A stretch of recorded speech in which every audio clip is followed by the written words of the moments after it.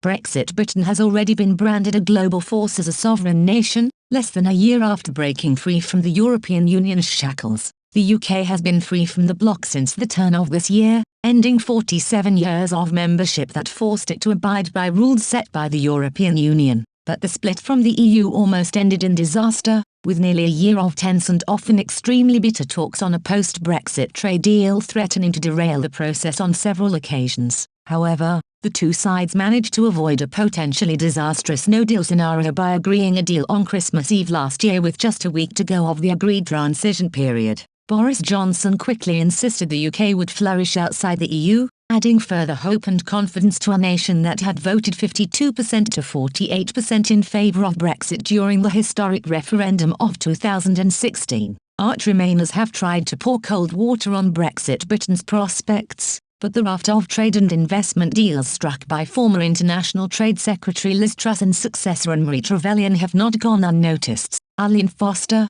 who served as Northern Ireland's First Minister and UP leader, told Daily Express, "Now we have left the EU, we all expect the UK to stand up for its own citizens. The signing of the New Zealand trade deal is a major milestone. I get a sense people are now starting to look to the UK as a force, not within Europe, but on its own." The UK has agreed several multi-billion-pound trade deals with countries around the world, paving the way forward for Brexit Britain to develop fruitful and lucrative relationships outside the EU. The most recent of these was a groundbreaking trade deal with New Zealand announced last month, which, following agreement struck with Australia and Japan, helps pave the way for the UK join the Trans-Pacific Partnership, CPTPP, a free trade area of 11 Pacific nations with a GDP of £8.4 trillion in 2020. Trade between Britain and New Zealand was worth £2.2 billion in 2020, and the government is hugely confident this is set to grow under the New Deal. Tariffs as high as 10% will be removed on a range of UK goods, from clothing and footwear to buses,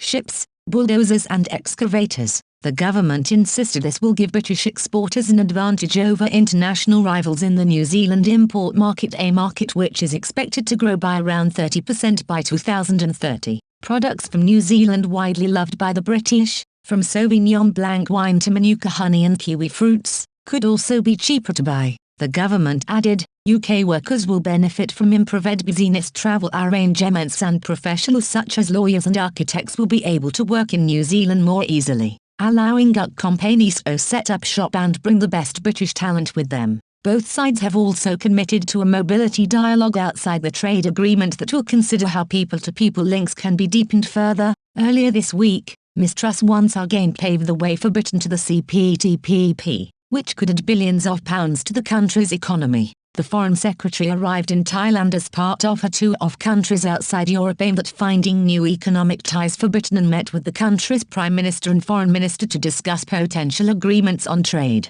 defence and education. Trade between the two countries is worth an estimated £4.7 billion, with more than 5,000 UK companies currently exporting goods to Thailand. Ms Truss said, "We want to step up our relationship with Thailand and take it to the next level in areas including tech, trade and investment. We need a deeper relationship that reflects Thailand's growing economy and positions Britain at the heart of the fastest growing parts of the world."